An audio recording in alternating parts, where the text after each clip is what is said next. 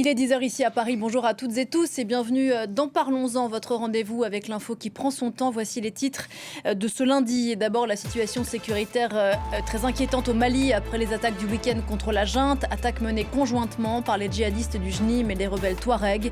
Ces derniers ont fait plier les mercenaires russes d'Africa Corps à Kidal. Le ministre malien de la Défense y a été tué. On va y revenir dans le journal de 11h. Le Liban annonce 14 morts dans des frappes israéliennes dimanche, bilan le plus lourd depuis le début de la trêve entre Beyrouth et l'État hébreu, trêve que le Hezbollah n'a jamais reconnue.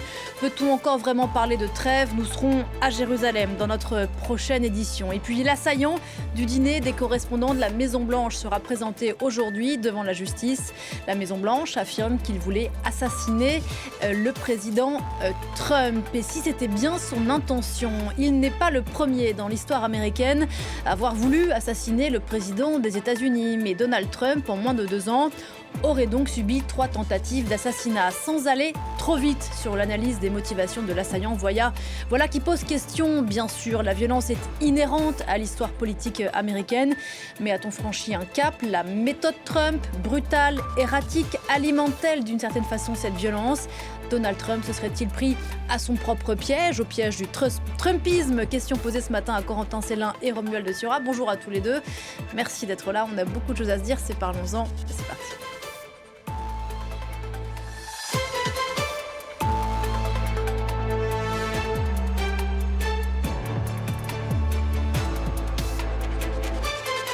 Corentin Célin. Bonjour. Et merci d'être là. Vous êtes professeur agrégé d'histoire, spécialiste des États-Unis. Bonjour à vous, Romuald de Siora. Bonjour. Vous êtes franco-américain. Vous vivez aux États-Unis. Vous êtes le directeur de l'Observatoire politique et géostratégique des États-Unis de l'IRIS, auteur de America 250, une histoire graphique des États-Unis, qui est sortie aux éditions Point Nemo. L'épisode 1 s'appelle Né dans le sang. Le sang, justement, on y revient souvent dans l'histoire des États-Unis. Il n'y a pas eu de victime samedi soir. Bien qu'un homme des services de sécurité ait été blessé, mais on n'est quand même pas passé loin. Beaucoup de questions, donc, après la fusillade qui a visé le gala des correspondants, un grand rendez-vous annuel. Le tireur qui a tenté en vain de faire irruption dans la soirée sera présenté, je le disais tout à l'heure, à la justice. Et la Maison-Blanche affirme que cet homme visait le président Trump directement et des membres de son administration qui étaient présents dans la salle. Avant d'en parler ensemble, les derniers éléments de l'enquête avec Natalia Audicharia. Sur la photo, le suspect de l'attaque, Cole Thomas Allen, 31 ans, un ingénieur et professeur habitant à Torrance, dans la banlieue de Los Angeles. Pour l'heure, l'assaillant qui a été examiné dans cet hôpital refuse de collaborer avec les enquêteurs selon les autorités. Ils ont néanmoins retrouvé un manifeste dans la chambre qu'il avait réservée à l'hôtel où se déroulait le gala. Une personne très perturbée qui aurait agi seule, comme l'affirme Donald Trump auprès de Fox News. C'est d'ordre religieux. C'est un manifeste profondément antichrétien et je ne sais pas si vous l'avez reçu. Il vient d'être publié. Vous vous rendez compte ? Du coup, il a de gros problèmes pour le reste de sa vie. C'est vraiment très grave. Dans ce document publié par le New York Post, le tireur, qui aurait agi seul, indique notamment avoir voulu cibler en priorité les hauts responsables de l'administration Trump, présents au gala. Dans le même temps, il dénonce aussi l'absence de sécurité qui lui a permis d'entrer à l'hôtel lourdement armé. Lors de son intrusion, le suspect était muni d'un fusil de chasse, d'un pistolet et de plusieurs couteaux selon la police. Il a été neutralisé par les agents des services secrets présents sur place. C'était tragique. Cette nuit restera gravée dans nos mémoires. Mais n'oublions pas que le système a fonctionné. Les services secrets ont assuré notre sécurité et cet homme a été rapidement appréhendé et maîtrisé quelques minutes, voire quelques secondes, après avoir tenté de franchir le périmètre. Le FBI a mené toute la nuit des perquisitions, notamment à son domicile californien. Désormais en détention, Cole Thomas Allen devrait être présenté lundi devant un tribunal fédéral. Romuald de Siora, que peut-on dire ce matin sur les premiers éléments d'enquête et de revendication Concernant la sécurité, tout d'abord, écoutez, il y a quand même eu plus que des failles et des têtes devraient tomber. Premièrement, voyons les choses telles qu'elles sont. On parlerait d'un film de Netflix, on se dirait mais qu'est-ce que c'est que ce scénario qui ne tient pas la route ? un type avec un sac noir dans lequel se trouve un fusil, un revolver, des couteaux, arrive dans un hôtel. Bonjour monsieur, voilà votre clé de chambre. Le président et toute sa bande viennent parler dans 2 jours, mais on ne va pas fouiller votre sac et on ne va pas vous demander vos antécédents. Ceux qui vous diront c'est un hôtel de 2000 personnes ont un petit peu du caca dans les yeux. Quand on va à l'aéroport, il y a plus que 2000 personnes. Quand vous allez en croisière également, et on fait quand même une fouille systématique. Donc ça, c'est quand même énorme. Imaginons que ce type ait eu 3 associés, 3 partenaires qui probablement aurait pu donc rentrer dans cet hôtel comme lui. Je ne pense pas que le secret agent qui a pu le stopper aurait pu stopper 3-4 personnes, surtout si ces derniers avaient eu avec eux des fusils mitrailleurs, voire des grenades. Donc cela aurait été un carnage. Deuxième faille, mais on se demande quand même qui a organisé cela, c'est impensable. Il y avait toute la chaîne de succession. Ce qui, normalement, ne se passe jamais aux États-Unis. Le président, le vice-président, le président de la Chambre des représentants. Tous dans la même pièce. Et Pompon, le secrétaire d'État, et même d'ailleurs le secrétaire à la guerre. C'est-à-dire qu'en principe, tout ce petit monde ne se trouve réuni que dans des lieux sécurisés, le Congrès, mais pas dans une manifestation privée comme celle-ci. Donc de très très grosses failles en ce qui concerne la sécurité et l'organisation. On reviendra sur les revendications dans un instant. Là-dessus, Corentin, c'est vrai que... alors Donald Trump dit que tout s'est bien passé jusqu'ici, que les types de la sécurité ont été formidables. On peut quand même un peu s'interroger, et notamment sur la présence d'une partie de l'État américain dans la même pièce.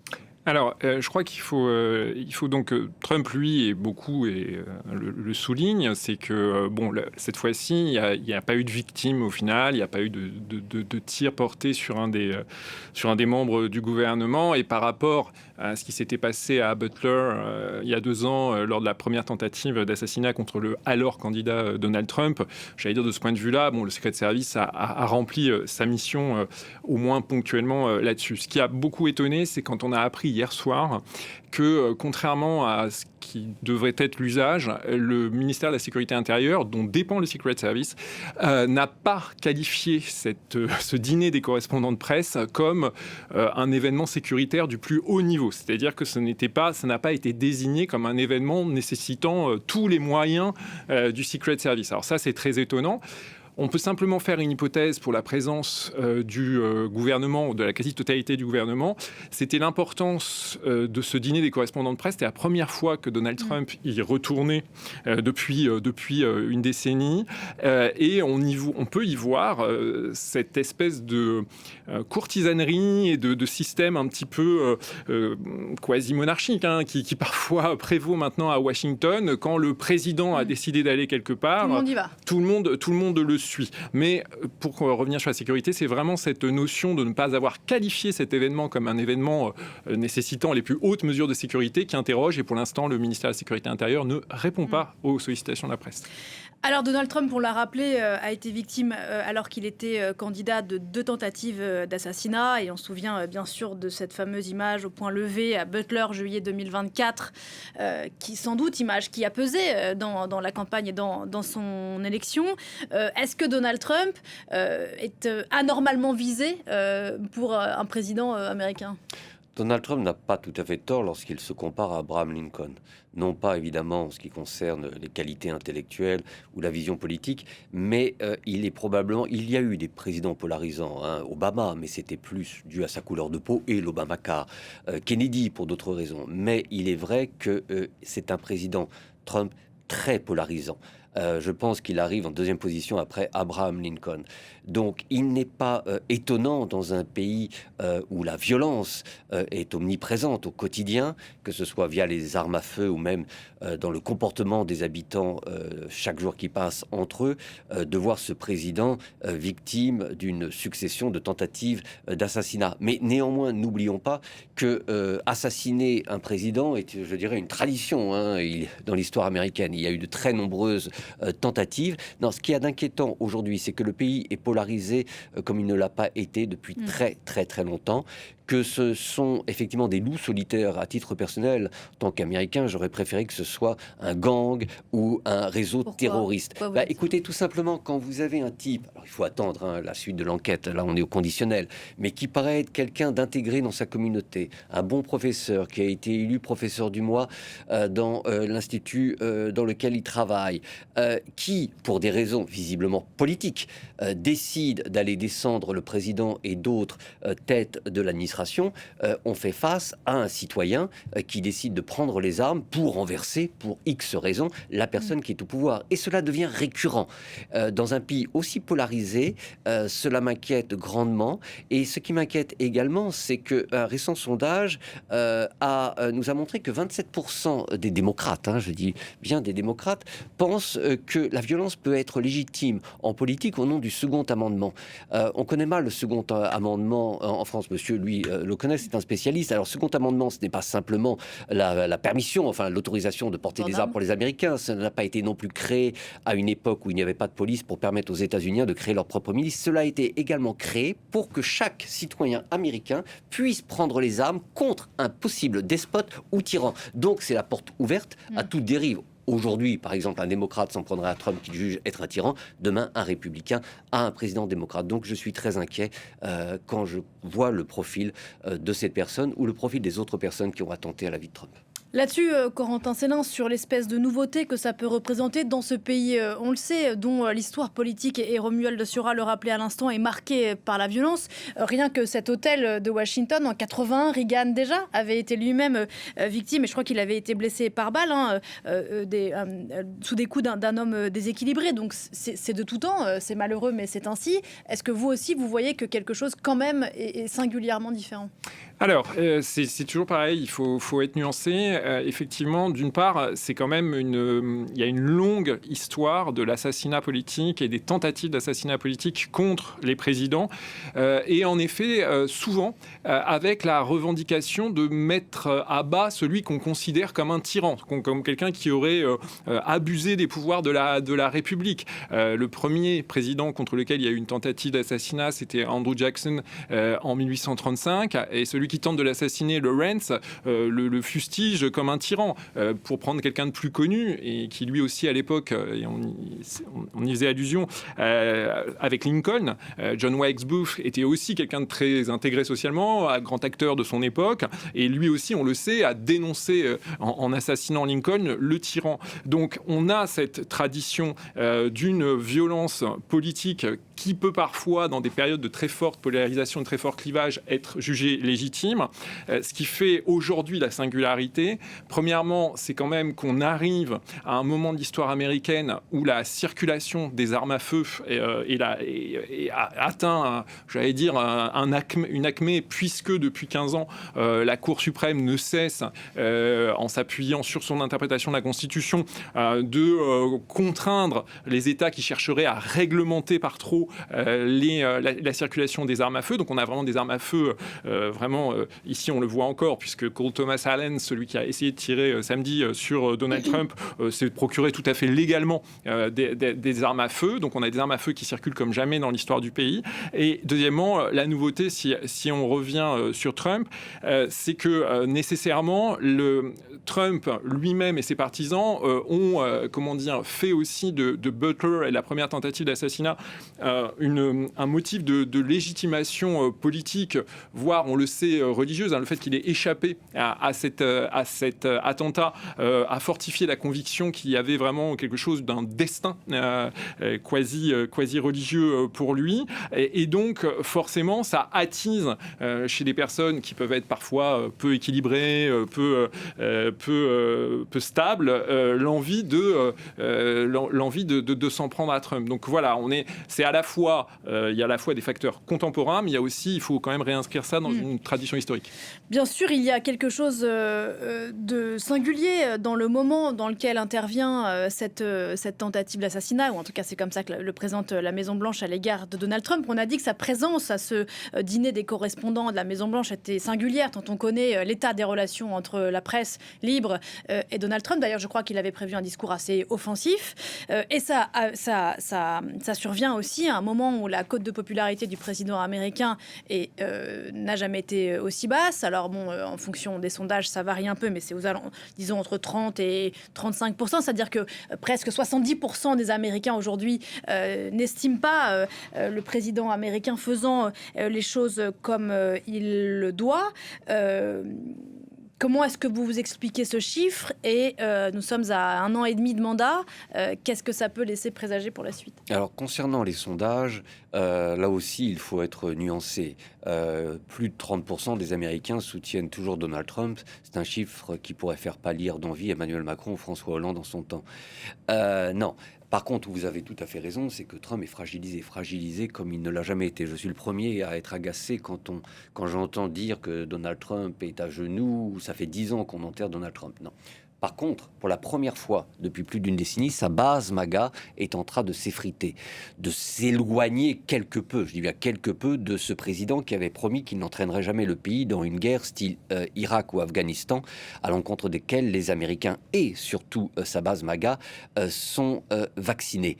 Donc cette base qui se sent trahie, qui est touchée par l'inflation, le coût de la vie est exorbitant, a tendance aujourd'hui à regarder un petit peu ailleurs et à ne plus soutenir le président, alors qu'elle aurait été jusqu'alors prête à le suivre jusqu'en enfer. C'est cette base qu'il a suivi le 6 janvier 2021 lors de l'assaut contre le Congrès et dont il pourrait avoir besoin dans des circonstances similaires un jour ou l'autre. Bref, des élections de mi-mandat qui s'annoncent perdues, mais grandement perdues, encore plus selon les sondages, que ce qui était envisagé avant la guerre en Iran, et un entourage immédiat politique qui tend à commencer à le marginaliser. N'oublions pas que cette guerre en Iran est la guerre de Trump, non pas la guerre de cette administration. Il l'a fait contre l'avis de son vice-président, contre l'avis de Suzy Witt, sa secrétaire générale à la Maison-Blanche, des généraux du Pentagone, etc., etc. Et donc, il a tendance, vu que cette guerre est en train d'être perdue, en tout cas pas gagnée par les Américains, à être marginalisé. Et ce qui vient de se passer est pour lui un cadeau du ciel, bien évidemment. Trump est un génie de la communication et c'est quelqu'un qui sait rebondir. Sa cote de popularité va repartir à la hausse. Je ne pense pas que ça va être une superbe embellie, mais elle va repartir à la hausse. Mais surtout, sa base MAGA va se ressouder derrière l'élu de Dieu, comme il s'était présenté suite à la tentative d'assassinat le 13 juillet 2024 durant sa campagne, et son entourage politique devra également faire démonstration de loyauté au président. Donc c'est un léger rebond. Ce qui m'inquiète, ce rebond ne durera pas. Ce qui m'inquiète, c'est une fuite en avant autoritaire de cette administration. Et ceux qui diront le contraire et ont un peu de caca dans les yeux, car ils oublient quand même que Trump est la seule personne à avoir tenté un coup d'État sérieux dans l'histoire américaine, et à l'époque, le vice-président s'appelait Mike Pence, donc les choses étaient différentes. Oui, et lui n'est pas allé dans le sens où Donald Trump aurait aimé qu'il aille, sachant qu'à propos de sondage, on parlait de sa guerre avec la presse libre. Il est aussi en guerre contre les sondeurs. Donald Trump, on se souvient qu'il y a quelques semaines, Gallup avait mis fin à près de 50 ans de sondage, de suivi régulier de la popularité de Donald Trump. Alors, pour revenir sur cette base MAGA, qui est effectivement, que les démocrates ne soient pas convaincus, c'est pas très étonnant, mais qu'effectivement, il y ait des figures, notamment de ce camp MAGA qui lâche Donald Trump, et notamment l'influenceur Tucker Carlson, qui a quand même fait une espèce de mea culpa il y a quelques jours assez singulier, disant qu'il regrettait de s'être battu pour la réélection de Donald Trump. En fait, qu'est-ce qu'il déçoit quelqu'un comme Tucker Carlson dans Donald Trump? Qu'est-ce qui fait qu'il regrette? Alors, chez Tucker Carlson, c'est avant tout et en priorité le motif de politique extérieure. C'est-à-dire que Tucker Carlson se fait le défenseur jusqu'au boutiste de la promesse America First, qui est double, c'est-à-dire s'occuper avant tout et d'abord des habitants des États-Unis, et donc, corollaire, ne pas se lancer dans des conflits extérieurs, lointains, coûteux et qui ne rapportent rien à la population américaine. Et Tucker Carlson est vent debout contre la guerre en Iran, qu'il trouve être en fait, sous la bannière de Trump, une ressucée des grandes guerres néoconservatrices comme celle lancée en Irak en 2003. Ça, c'est concernant Tucker Carlson. Mais dans la base MAGA et dans le détachement de la base MAGA, il ne faut pas oublier qu'il y avait tout un nouvel électorat MAGA qui avait porté en 2024 Trump à la majorité populaire, qui avait été recruté en particulier chez les jeunes des minorités, jeunes hommes des minorités africaines-américaines, hispaniques, et où là, la promesse économique, la promesse de s'occuper de l'économie, en particulier de l'inflation ressentie, était très importante. Et beaucoup avaient choisi Trump en disant, voilà, Kamala Harris et Biden ne se sont pas assez occupés de l'inflation, et avec Trump qui avait cette crédibilité supérieure sur l'économie. Or, ce qui est très intéressant, et ce que montrent des sondages récents, c'est que Trump est en train de perdre cette crédibilité sur l'économie. Pour la première fois depuis 2010, les démocrates sont vus dans les sondages comme plus aptes sur l'économie que les républicains. Et beaucoup des électeurs, des nouveaux électeurs MAGA de 2024, qui sont peut-être moins idéologisés qu'un Tucker Carlson, en particulier donc les jeunes Africains-Américains, les jeunes Hispaniques, se détournent de Trump. Et là, sur la promesse économique qui n'est pas tenue, avec la guerre en Iran, on a une envolée des prix de l'essence et qui devrait amener, on le voit déjà sur les chiffres de mars, une envolée de l'inflation. Et là, on voit promesse pas tenue et on a une déception, une désillusion. Oui, on sent que c'est pas tant les propos sur la volonté de détruire l'Iran ou même sur le risque que ça pourrait faire peser sur les GI américains, qui fait balancer les choses au sein de son propre camp, ou en tout cas de ceux qui lui ont permis de revenir au pouvoir. Je disais en préparant cette émission que d'une certaine façon, dans Le Point, je crois rendre grâce à celui qui l'a écrit, qu'il avait réussi à recréer certains des pires problèmes rencontrés par ses prédécesseurs, l'inflation de Joe Biden, le choc énergétique de Carter et la guerre désastreuse de Bush au Moyen-Orient. Oui, c'est vrai. 3 en 1. C'est vrai, tout ce qui vient d'être dit par mon collègue est tout à fait juste. Donc c'est l'économie, le nerf de la guerre aujourd'hui comme hier, le prix de la vie. Enfin, à titre personnel, je paye $2000 d'assurance santé par mois dû aux dernières modifications sur la santé de l'administration Trump. La petite classe moyenne est atteinte. Je ne parle même pas évidemment de la toute petite classe moyenne et des classes paupérisées.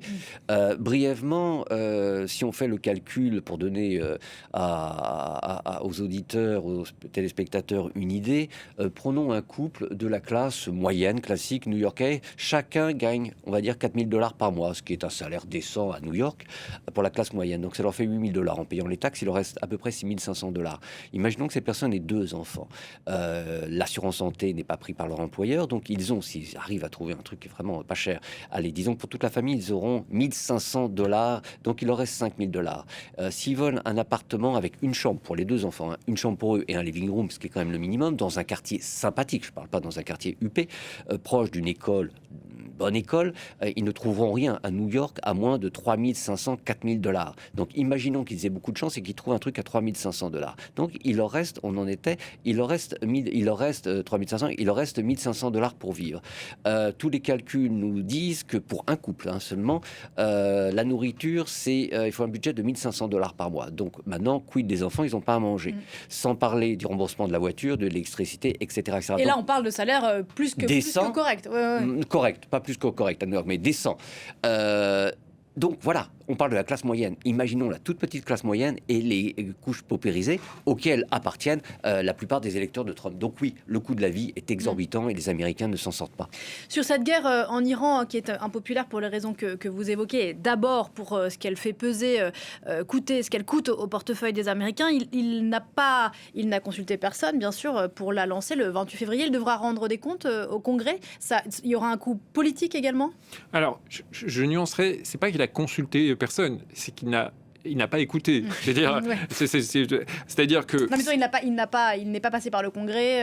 Alors oui, alors il n'avait pas nécessairement à le faire. Alors sur la consultation du Congrès, voilà, je voudrais dire quand même, il faut être aussi honnête. Bien sûr. Les présidents prédécesseurs ont tordu depuis longtemps les prérogatives du Congrès en matière de politique étrangère. Là où Donald Trump semble s'enferrer sur l'Iran, c'est que premièrement, il y a d'abord, et si on en croit les comptes rendus de presse, par exemple dans le New York Times, il y a cette idée, premièrement, que pour un président des États-Unis, il a quand même suivi. D'abord, il a fait un peu preuve de suivisme par rapport à une offensive qui lui a été présentée par Benjamin Netanyahou, Premier ministre d'Israël, qui est venu à la Maison-Blanche présenter son plan, et Donald Trump s'y est rallié malgré les oppositions d'une partie les réserves d'une partie de ses collaborateurs. Ceux qu'il n'avait pas déjà renvoyés. Voilà. Deuxièmement, il a promis, parce qu'on voit bien qu'il essaie de tenir un peu entre son ADN politique et la réalité, il avait promis une guerre très courte, je reprends ces termes à lui, une excursion, c'est-à-dire quelque chose qui se passerait très vite, sur le modèle de l'opération Venezuela, qui, on le comprend maintenant, a eu un effet à démultiplier sa confiance encore plus. Or, aujourd'hui, et c'est là où il est coincé,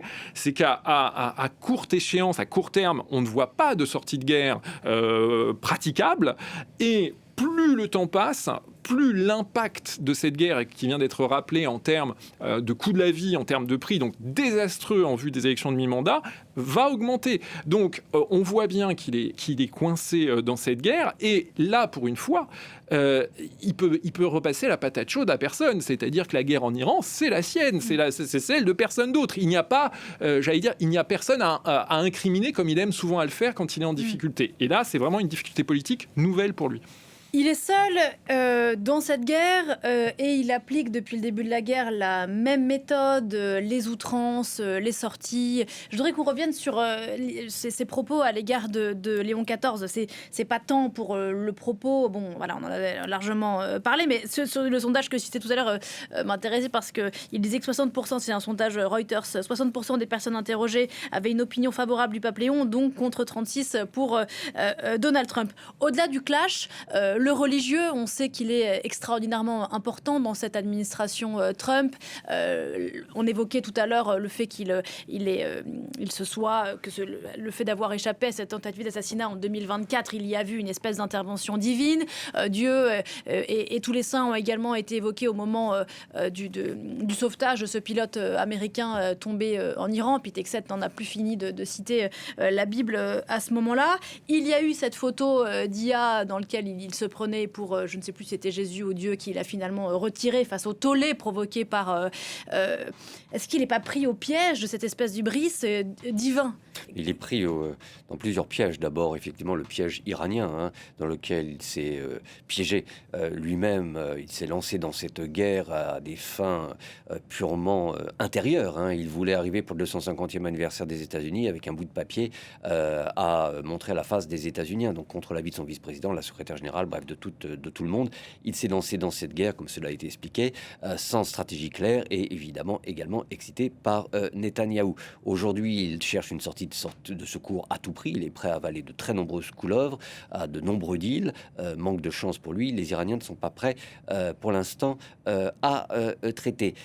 Donc Donald Trump piégé dans cette guerre, c'est également piégé avec le pape, faute politique grave. Les catholiques représentent à peu près 21% de la population américaine. À commencer par son vice-président. Son vice-président, et surtout c'est un électorat fluctuant. À la différence des évangéliques qui en principe soutiendront toujours Donald Trump et les républicains, les catholiques un coup ont voté démocrate, la dernière fois ont voté républicain.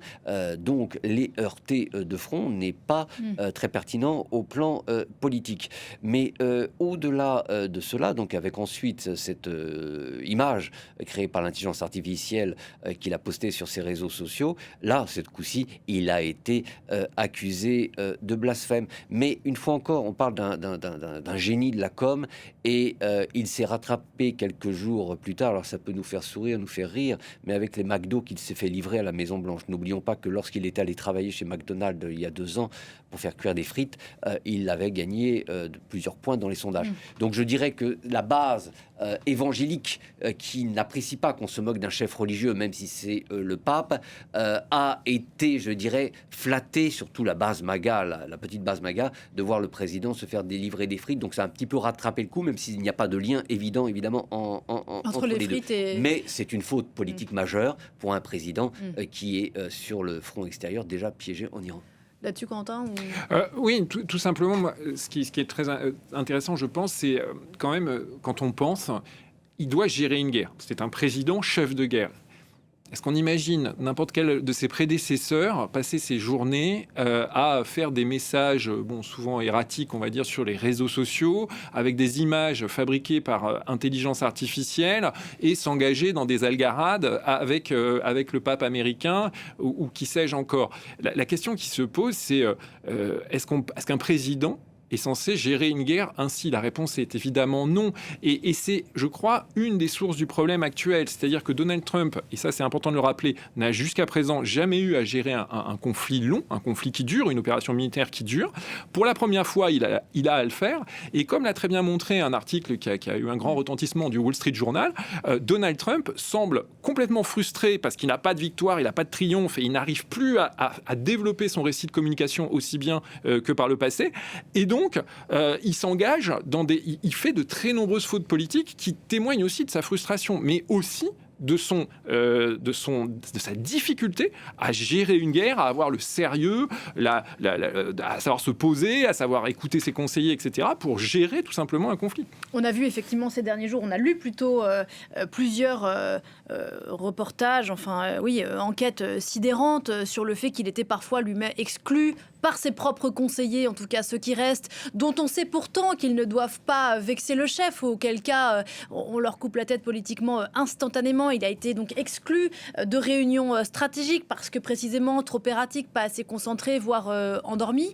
C'est une chose, mais moi, ma question est quel impact ça a sur son électorat, ça, qui doivent, j'imagine, eux aussi lire ces articles et comment ne sont pas-ils effarés?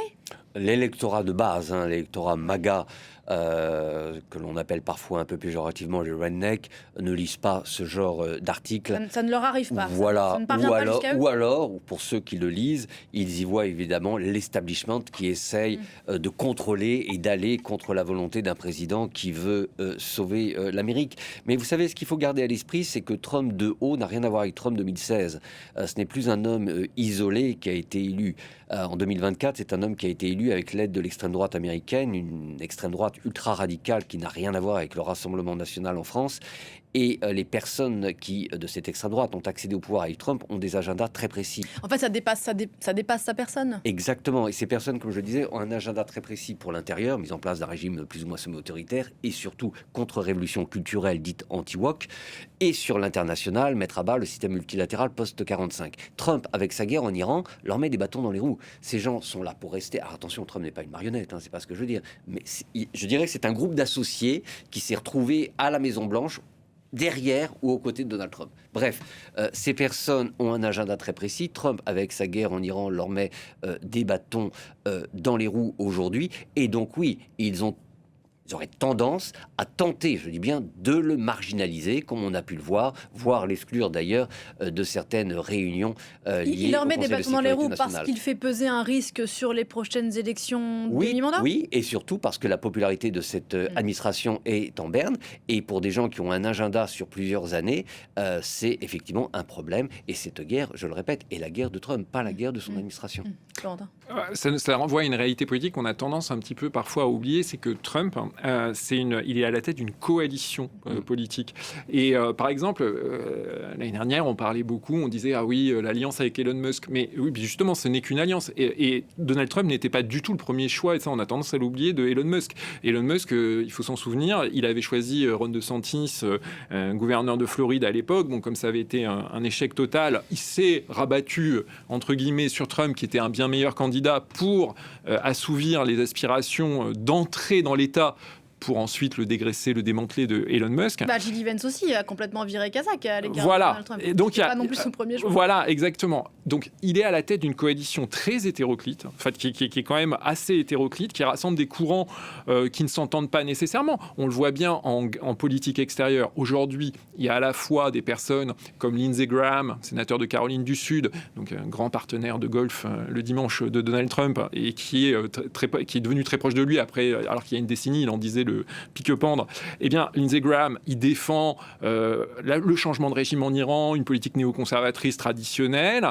Et à côté de ça, dans la coalition trumpiste, on avait aussi les tenants absolus de l'America First, du refus de toute intervention extérieure à la Tucker Carlson et qui sont en train, eux, de reprendre leur bille, si vous me permettez cette trivialité. Et donc, on voit bien que la grosse difficulté pour Trump maintenant, et ce sera aussi celle, sans doute, de Vance, si c'est Vance le candidat en 2028, c'est de garder cette coalition en l'état. Et la grosse difficulté, et ça c'est vraiment quelque chose de nouveau, c'est que cette coalition commence à vraiment à se disloquer. Et elle est très difficile à garder en l'état, parce que ce sont des personnes avec des agendas très différents. Est-ce à dire, comme vous le disiez tout à l'heure, Romuald de Sura, que Trump, dont on sait à quel point c'est un phénix de la vie politique américaine, et ça, pour le coup, il a ça en commun avec le Premier ministre israélien Benjamin Netanyahou, qui a survécu à tout politiquement jusqu'ici. Est-ce que lui qui s'est toujours relevé de tout, est-ce que cette guerre en Iran, il la garde trop? Avant d'en reparler, on va voir ce reportage et ce commentaire de nos confrères de France 2. Donald Trump, le miraculé. Le président des États-Unis a échappé pour la 5e fois à ce qui semble être une tentative d'assassinat le visant. Des moments d'effroi dont il semble se délecter. Il s'est fait avoir très facilement. Je dirais qu'il était incompétent. Vous savez, je peux gérer n'importe quel événement lié à la sécurité ou à l'extérieur. Ces gars-là ont fait du bon boulot hier, du vraiment bon boulot. Depuis le début de la guerre avec l'Iran, l'augmentation du prix de l'essence et ses dérapages concernant la chasse aux migrants, la cote de popularité de Donald Trump dégringole. La semaine dernière, dans un sondage publié dans le New York Times, 58% des personnes interrogées se disaient mécontentes de l'action du président. La tentative d'assassinat lui permet de faire diversion. C'est un génie de la communication. Et il y a vu effectivement l'opportunité de redynamiser sa base, de la ressouder derrière lui, de se poser en victime, en fighter, comme il dit, en combattant, en guerrier, en personne qui ne laissera jamais rien tomber. En juillet 2024, Donald Trump, en pleine campagne électorale, échappe de peu à un tir. Un épisode qui avait forgé son image de coriace et contribué à son élection. Oui, le scénario de l'automne prochain est écrit d'avance, vraiment ? Écoutez, rien n'est écrit d'avance, mais si on se base sur les sondages d'avant-guerre, si je puis dire, on envisageait que la Chambre soit perdue à quelques sièges. Aujourd'hui, on envisage, je dis bien on envisage une Bérésina, toujours entre guillemets, côté républicain, et il serait éventuellement possible qu'il perde également le Sénat. On savait que Donald Trump et J.D. Vance auraient sans aucun doute tenté de contester les résultats d'une élection qui a déjà un parfum quand même poutinien, hein, faut quand même le dire. Aujourd'hui, si Bérésina, il y a hémorragie électorale du côté républicain, cela sera beaucoup plus difficile. Mais oui, les élections devraient être perdues. Mais là aussi, comme le dit mon camarade, nuançons. C'est quand même une tradition aux États-Unis que le parti au pouvoir, le plus souvent, perde les élections. Oui, il faut rappeler quand même, parce qu'il n'y a pas que les sondages, regardons l'histoire, elle peut être utile aussi. Dans l'histoire récente, il n'y a que 2 fois où le parti présidentiel a fait des gains nets sur les 2 chambres, dans des circonstances très particulières. La dernière fois, c'était en 2002. On était en pleine vague post-11 septembre, avec un ralliement complet de la nation autour de George Bush Jr. Donc, généralement, les élections de mi-mandat sont toujours, historiquement, une correction du pouvoir du parti présidentiel. Alors, la correction, elle peut être ténue, elle peut être modérée, ça peut aboutir à des véritables saignées électorales, comme celle qu'avait subie Barack Obama en 2010, lors des élections de mi-mandat, qui avait été vraiment un triomphe pour les républicains, avec, on s'en souvient, les Tea Party.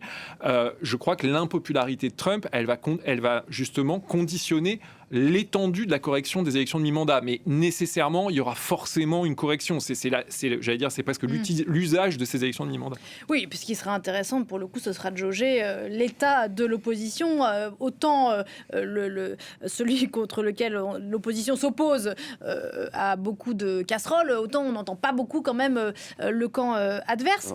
Pour autant, est-ce que cette guerre est nécessairement un clou de plus au cercueil politique de Donald Trump ? C'est vrai que quand même avant la guerre, il y avait quand même un très gros dossier aux États-Unis, l'affaire Weinstein, dont on ne parle plus. Epstein, dont on ne parle plus. Il y avait ces manifestations contre les agissements de la politique anti-immigration dans plusieurs villes. Ça, c'est quand même passé sous le tapis. Donc, le fait que ce ne soit plus un sujet aujourd'hui, est-ce que ça n'allège pas un peu son fardeau, si j'ose dire ? Oui, alors concernant la police de l'immigration, faisons attention. Les Américains ont été opposés aux méthodes de ICE, mais une majorité d'Américains soutient toujours la politique d'immigration. Le dossier Epstein se rapprochait dangereusement du président avec ses supposés documents qui auraient tendance à prouver que Trump aurait potentiellement violé une gamine de 13 ans il y a plusieurs années. Même si cela s'avérait faux, le fait qu'il y ait ces rumeurs suite au dossier Epstein n'était pas très bon pour lui. Donc la guerre en Iran est arrivée au bon moment, mais il ne l'a pas provoqué pour cela. Maintenant, pour répondre clairement à votre question, est-ce qu'il peut se remettre de la guerre en Iran ? Oui, tout à fait. S'il obtient son bout de papier, je dis bien bout de papier, une fois encore, Trump s'est piégé. Il cherche absolument une sortie de secours. Il est prêt à avaler de très nombreuses couleuvres et de passer de beaucoup de compromis. S'il obtient ce qu'il veut, un minimum de la part des Iraniens pour garder la tête haute et qu'il a son bout de papier, il passera à autre chose en clamant victoire. Ensuite, il y aura des négociations qui vont traîner pendant des semaines ou des mois. Probablement Cuba, car il a véritablement envie d'arriver le 4 juillet 2026, 250e anniversaire des États-Unis, comme le nouvel Alexandre le Grand avec son arc de triomphe qu'il est en train de bâtir au cœur de Washington. Le bout de papier qu'il pourrait obtenir, bien heureux celui qui sait exactement ce qu'il souhaiterait qu'il y ait, car c'est vrai qu'on a du mal à comprendre les objectifs de guerre de Donald Trump. Si, imaginons, demain, dans quelques semaines, le président américain obtient la réouverture d'un détroit dont on rappelle qu'il était ouvert avant le début de la guerre américano-israélienne sur l'Iran. Moi, la question que je me pose, c'est est-ce que ce n'est pas faire injure à l'intelligence collective des électeurs américains que de considérer qu'ils pourraient se satisfaire d'une victoire, en tout cas qui serait présentée comme ça par Donald Trump, d'une réouverture d'un détroit qui était déjà ouvert et peu de changements en Iran et peu de changements sur la menace que peut représenter l'Iran. Non, et je crois qu'il ne faut pas, justement, comme vous le dites, il ne faut pas insulter l'intelligence, j'allais dire, de la plupart des électeurs, parce que pour répondre à votre question, on voit qu'il y a dans les sondages une critique qui monte sur Donald Trump, c'est précisément celle de privilégier la politique extérieure, de s'occuper trop de politique extérieure, de s'occuper trop, j'allais dire, des affaires du monde, avec en plus le prisme très important qu'il a mis sur l'obtention du prix Nobel et qui apparaît complètement déconnecté des soucis quotidiens des Américains. Et le problème, c'est que c'est en plus contraire à ce qui faisait son identité politique depuis 10 ans. Depuis 10 ans, lui, il s'est présenté en national-populiste comme la personne qui, contrairement aux élites traditionnelles, allait s'intéresser aux soucis de la petite classe moyenne, aux soucis des classes populaires. Et aujourd'hui, avec cette guerre en Iran, il paraît faire l'inverse et ça conforte cette image qui commence à se constituer d'un Donald Trump qui est déconnecté des soucis quotidiens. Et d'ailleurs, ce qui a été mal vécu par les électeurs, alors, et malheureusement, il continue à le faire alors que ses conseillers semblent vouloir le cornaquer sur ce point, c'est qu'il a eu plusieurs réflexions un petit peu sur le type « Oh ben oui, bon, les prix vont augmenter un petit peu pendant un moment, mais ça va pas durer, il faut supporter ça, il faut tolérer ça. » Il y a un petit côté qui mange de la brioche, hein, donc voilà. Et ça, il faut qu'il fasse... Je pense que c'est un risque très important parce que ça altère durablement l'image politique qu'il avait lui-même construite. Et donc, même s'il y a un règlement, momentané en Iran, ça ne changera pas la perception qui commence à se construire d'un président plus préoccupé des grandes questions extérieures et des grandes questions de politique extérieure, plutôt que de ce pourquoi il a été élu, c'est-à-dire les soucis quotidiens. L'affaire de la brioche, oui, phrase attribuée à Marie-Antoinette, et ça boucle la boucle avec le fait qu'on dit que l'entourage de Donald Trump fonctionne en cours, un peu comme au château de Versailles à l'époque. Oui, tout à fait, ça c'est tout à fait juste. Je me permets juste de revenir là-dessus, je suis un petit peu en désaccord avec mon camarade sur l'intelligence collective de mes compatriotes. Non. On ne peut pas leur vendre n'importe quoi. Mais si, du moins à la base MAGA, la seule obsession de Donald Trump. Un exemple, regardez les vidéos du meeting de Turning Point il y a une semaine lorsque Trump est entré en campagne pour les midterms. Il a clamé devant des milliers de personnes « Victoire, nous avons obtenu tout ce que nous voulons, la réouverture du détroit d'Ormuz ». Tout le monde a applaudi « USA, USA, victoire, victoire ». En oubliant un peu vite que le détroit d'Ormuz n'était pas l'objectif, qu'il fonctionnait très bien et qu'il était parfaitement ouvert avant que ce monsieur nous entraîne en guerre. Donc oui, je parle de la base MAGA, pas de l'ensemble des électeurs, évidemment, vous avez raison. Mais pour la base MAGA, son obsession, cette base qu'il veut ressouder autour de lui, oui, il lui fera avaler ce qu'il veut s'il a son bout de papier. Pour revenir au titre de cette émission et la question qu'on posait, est-ce que Trump n'est pas pris au piège du Trumpisme étant acquis, alors ça pourrait faire l'objet d'une autre émission, que le Trumpisme serait plus une pratique du pouvoir qu'une idéologie véritablement, et que cette pratique du pouvoir serait transactionnelle, on le sait, mais aussi virile, égocentrée.